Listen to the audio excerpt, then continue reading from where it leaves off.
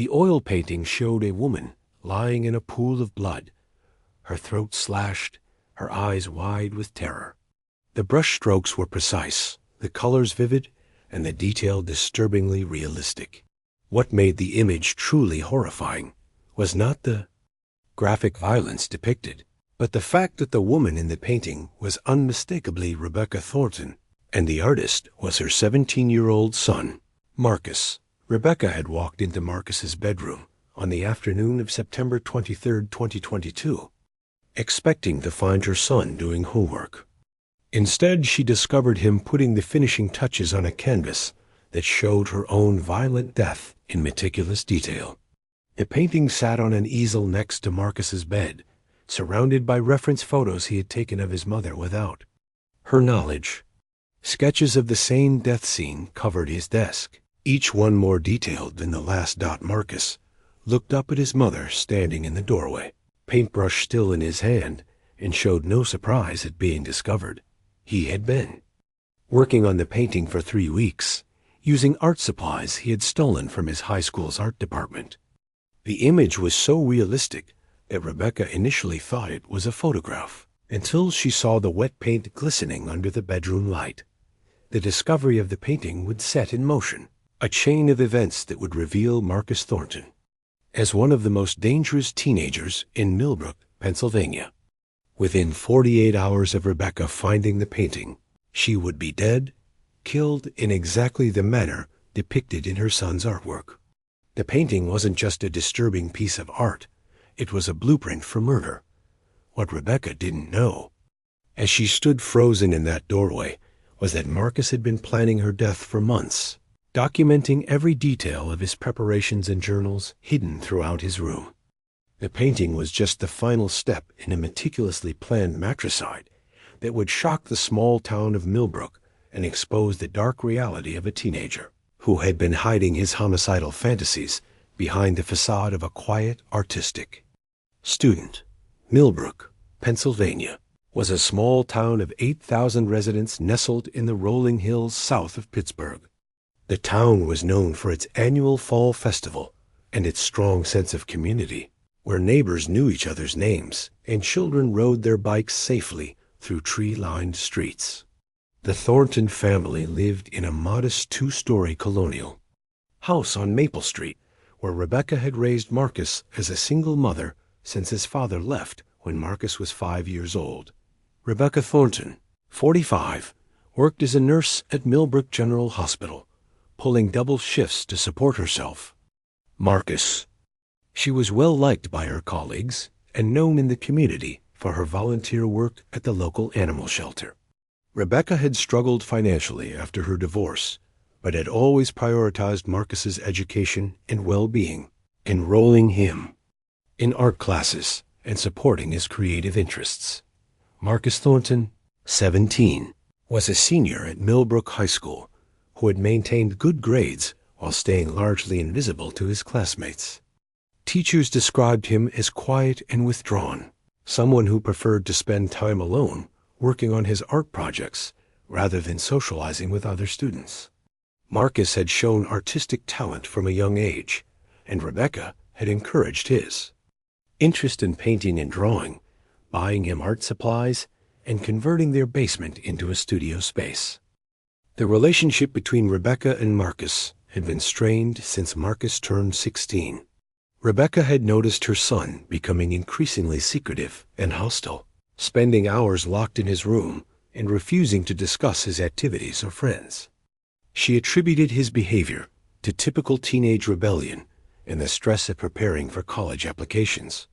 Marcus had been accepted to several art schools and was scheduled to graduate in the spring of 2023.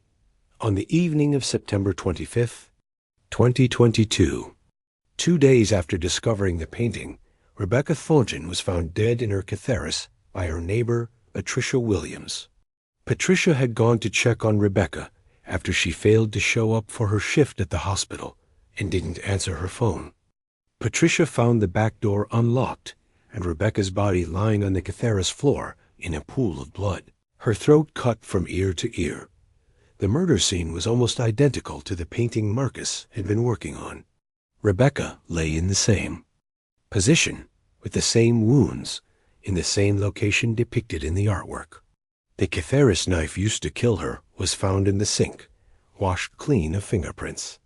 There were no signs of forced entry, and nothing appeared to have been stolen from the house. Marcus was not present when Patricia discovered the body. He had left for school that morning at his usual time and had attended all of his classes.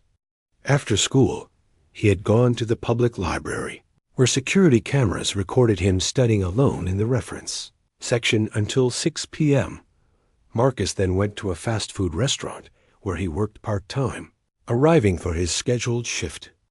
At 6:30 p.m., when police arrived at the Thornton house, they found Marcus's painting still on the easel in his bedroom.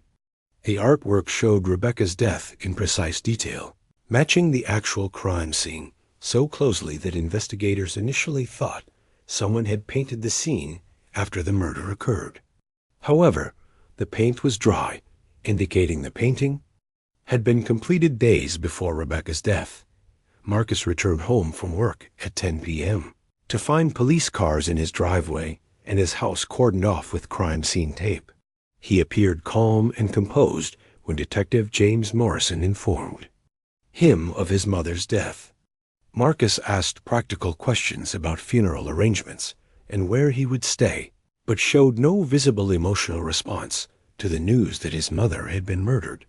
The investigation began immediately, with Detective Morrison treating the case as a domestic homicide.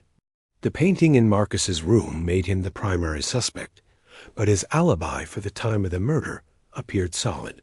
Rebecca had been killed between 3 p.m. and 5 p.m., while Marcus was documented as being at school and then at the library. The timeline seemed to eliminate Marcus as a suspect. Despite the disturbing evidence of the painting, Detective Morrison examined the house thoroughly, looking for any evidence of an intruder or signs of a struggle. The crime scene was remarkably clean, with no defensive wounds on Rebecca's body and no evidence that she had fought her attacker. The killer had approached her from behind while she was preparing dinner, cutting her throat in a single practiced motion. The murder weapon was a Catheris knife from the Thornton's knife block, suggesting the killer had not brought a weapon to the scene. The knife had been carefully cleaned and placed in the sink, indicating the killer had remained in the house for some time after the murder. However, there were no fingerprints or DNA evidence left behind, suggesting the killer had worn gloves and been careful not to leave any trace evidence. Marcus was questioned extensively about the painting and his relationship with his mother. He claimed the painting was a work of fiction, inspired by horror movies and true crime documentaries. He insisted that any resemblance to the actual crime scene was purely coincidental.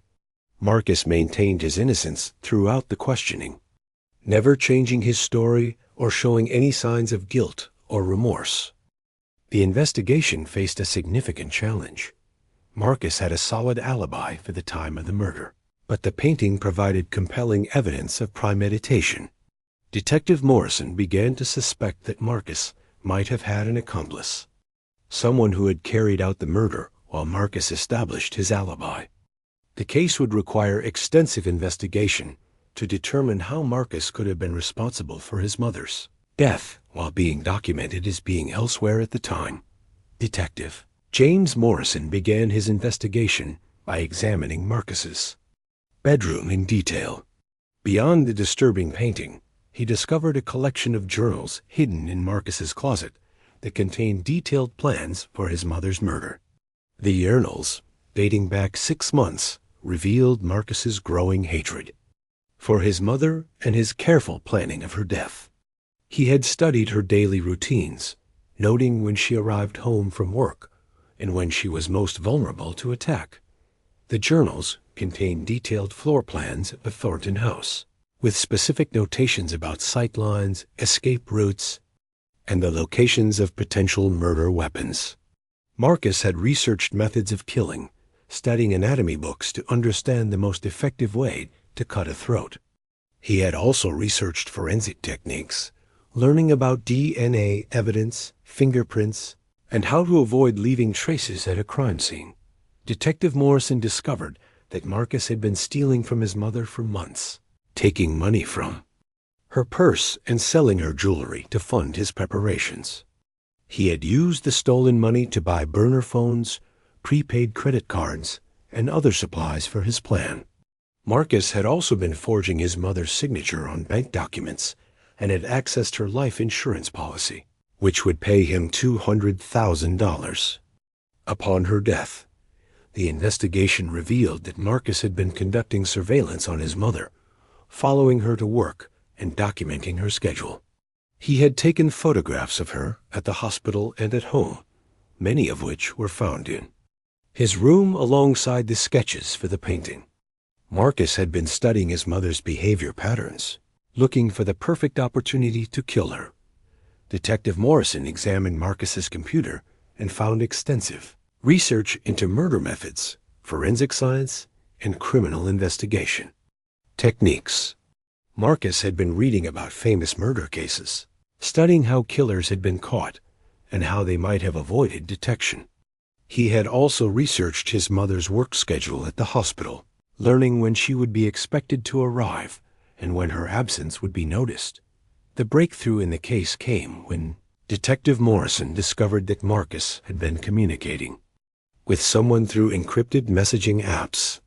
The messages, which Marcus thought he had deleted, revealed that he had been working with an accomplice.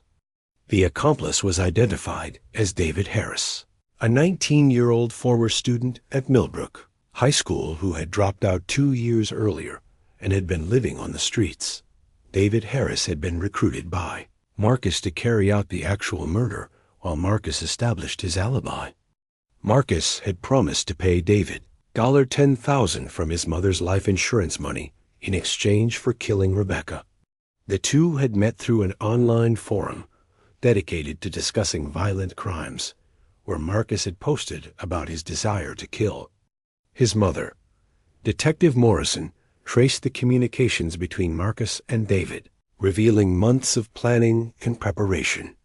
Marcus had provided David with detailed information about his mother's routines, the layout of the house, and the best time to carry out the murder. David had conducted surveillance on the Thornton house and had practiced entering through the back door, which Marcus had left unlocked. The investigation revealed that David had hidden in the Thornton house for several hours before the murder, waiting in the basement while Marcus was at school. When Rebecca came home from work, David had followed her into the terrace and killed her exactly as Marcus had instructed. David had then cleaned the murder weapon and left the house through the back door, disposing of his gloves and bloody clothes in a dumpster several miles away. Detective Morrison found additional evidence linking David to the murder when he examined security footage from businesses near the Thornton house. David was captured on camera walking through the neighborhood on the day of the murder, carrying a backpack that contained supplies Marcus had provided him. The footage showed David entering and leaving the area at times, consistent with the murder timeline. The investigation also revealed that Marcus had been manipulating his mother's medication, gradually increasing her anxiety medication to make her more vulnerable to attack. Rebecca had been experiencing increased fatigue and disorientation in the weeks before her death, which Marcus had exploited to ensure she would be unable to defend herself effectively. The investigation took a dramatic turn when Detective Morrison discovered that Marcus Thornton was not actually Rebecca's biological son. DNA evidence collected during the investigation revealed that Marcus had been adopted as an infant, but Rebecca had never told him about his adoption. This revelation came to light when investigators tried to match DNA from the crime scene with family members and found no genetic relationship between Marcus and Rebecca. Further investigation revealed that Marcus had discovered his adoption 6 months earlier when he found his birth certificate while looking for documents for his college applications. The birth certificate showed that his biological mother was Sarah Kellerman, a woman who had been murdered in a home invasion when Marcus was 2 years old. Rebecca had been Elisa's best friend and had adopted Marcus after Elisa's death, raising him as her own child. The discovery of his adoption and his biological mother's murder had triggered Marcus's homicidal fantasies. He had researched Elisa's death and learned that her killer had never been caught. Marcus had become obsessed with the idea that Rebecca had somehow been involved in Elisa's death, despite there being no evidence to support this theory. He had convinced himself that Rebecca had arranged Elisa's murder in order to steal him away from his biological mother. Detective Morrison found evidence that Marcus had been in contact with conspiracy theorists online, who had fed his paranoid delusions about Rebecca's supposed involvement in Elisa's death. Marcus had joined forums where users discussed elaborate theories about cover-ups and hidden murders, and he had become convinced that Rebecca was a killer who had been hiding her true nature for years. The investigation revealed that Marcus had been planning not just to kill Rebecca, but to make her death look like a copycat of his biological mother's murder. He had studied the details of Elisa's death and had instructed David to use the same methods. Marcus believed that by killing Rebecca in the same manner as Sarah, he would be exposing her supposed guilt and avenging his biological mother's death. Even more shocking was the discovery that Marcus had been planning to kill other people after Rebecca's death. His journals contained detailed plans for murdering his high school principal, several teachers, and random members of the community. Marcus had seen Rebecca's death as just the beginning of a killing spree that would make him famous and allow him to express his hatred for the world around him. Detective Morrison found evidence that Marcus had been stockpiling weapons and supplies for his planned killing spree. He had been stealing knives from the school cafeteria, making homemade explosives, and researching how to acquire firearms. Marcus had planned to continue killing until he was caught or killed by police, seeing his life as effectively over once. He had murdered Rebecca. The investigation also revealed that Marcus had been planning to frame David Harris for all of the murders. He had been collecting evidence that would implicate David while protecting himself, including DNA samples and fingerprints. Marcus had never intended to pay David the promised money, instead planning to kill him after Rebecca's death and make it appear that David had been acting alone. Perhaps most disturbing was the discovery that Marcus had been practicing his killing techniques on animals. Detective Morrison found evidence that Marcus had been trapping and killing cats and dogs in the neighborhood, using them to perfect his methods before moving on to human victims. Several families had reported missing pets in the months leading up to Rebecca's death, and Marcus had been documenting these killings in his journals. The investigation revealed that Marcus had been leading a completely double life, appearing to be a quiet, artistic teenager while secretly planning multiple murders. He had been manipulating everyone around him, including his mother, teachers, and classmates, while preparing for a killing spree that would have devastated the community of Millbrook. Marcus Thornton was arrested on October 8, 2022, and charged with first-degree murder, conspiracy to commit murder, and solicitation of murder. David Harris was arrested the same day and charged with first-degree murder and conspiracy. The prosecution, led by District Attorney Catherine Walsh, sought the death penalty for Marcus, arguing that his careful planning and manipulation made him one of the most dangerous criminals the county had ever seen. The trial began on February 15, 2023, with Marcus's defense attorney, Robert Klein, arguing that his client was mentally ill and had been driven to murder by the trauma of discovering his adoption and his biological mother's death. Klein presented expert testimony from psychiatrists who diagnosed Marcus with antisocial personality disorder and argued that he was not capable of understanding the full consequences of his actions. The prosecution countered with evidence of Marcus's extensive planning and his ability to manipulate others, including his recruitment of David Harris and his careful establishment of an alibi. District Attorney Walsh presented the journals, the painting, and the digital evidence showing Marcus's research into murder methods and forensic techniques. She argued that Marcus's actions showed clear premeditation and an understanding of right and wrong. The trial lasted 6 weeks, with testimony from over 50 witnesses. The prosecution called forensic experts, who explained how Marcus had avoided leaving DNA evidence at the crime scene and how he had manipulated his mother's medication to make her more vulnerable.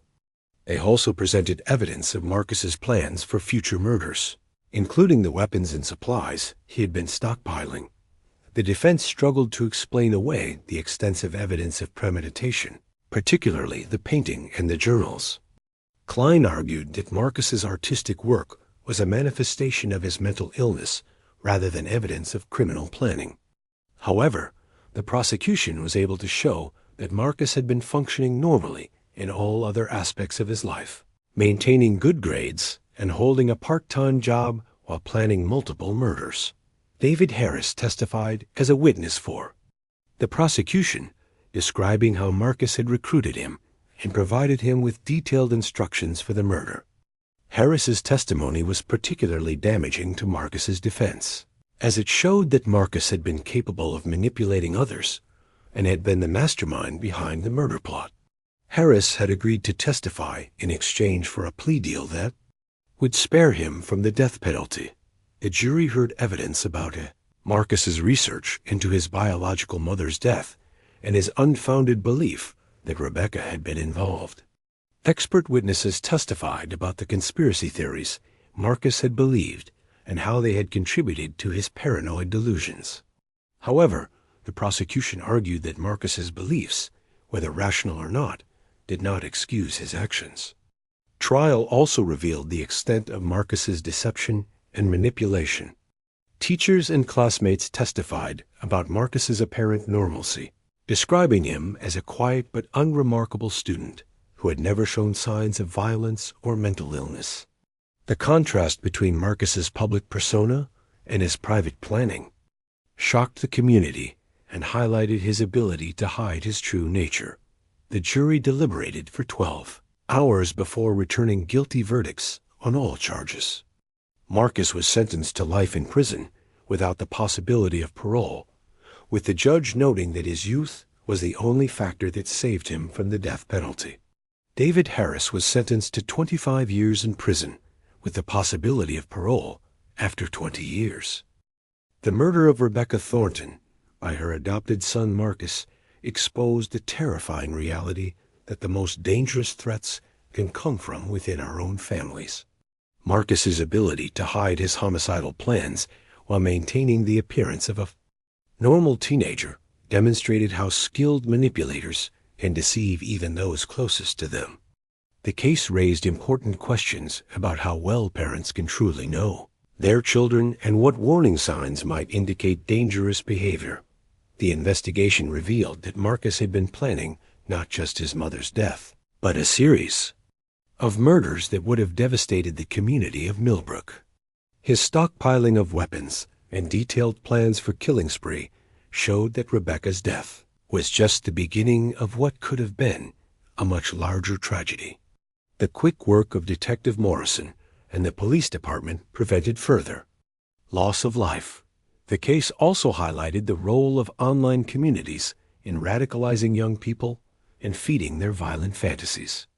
Marcus's participation in conspiracy theory forums and his communication with David Harris through encrypted messaging apps showed how the internet can be used to plan and coordinate violent crimes. The case led to increased monitoring of online forums that discuss violent crimes and conspiracy theories. The community of Millbrook struggled to understand how one of their own children could have committed such a horrific crime. The revelation that Marcus had been planning to kill multiple people, including teachers and community members, shattered the town's sense of security. Many residents reported feeling unsafe in their own homes and questioned whether they could trust their own neighbors and family members. The case of Marcus Thornton serves as a reminder that evil can hide behind the most innocent faces, and that Careful planning and manipulation can make even the most unlikely killers incredibly dangerous. The painting that Rebecca discovered in her son's room was not just a disturbing piece of art, but a window into the mind of a killer who had been hiding in plain sight for months. The story raises questions about the nature of family relationships and the extent to which adoption and childhood trauma can influence violent behavior. While Marcus's discovery of his adoption may have triggered his homicidal fantasies, it does not excuse his actions or diminish his responsibility for his crimes. The case demonstrates that understanding the factors that contribute to violent behavior is important, but it cannot be used to justify or excuse murder. The legacy of Rebecca Thornton's murder will continue to impact the community of Millbrook for years to come, serving as a reminder that vigilance and awareness are necessary to protect ourselves and our loved ones from those who would do us harm.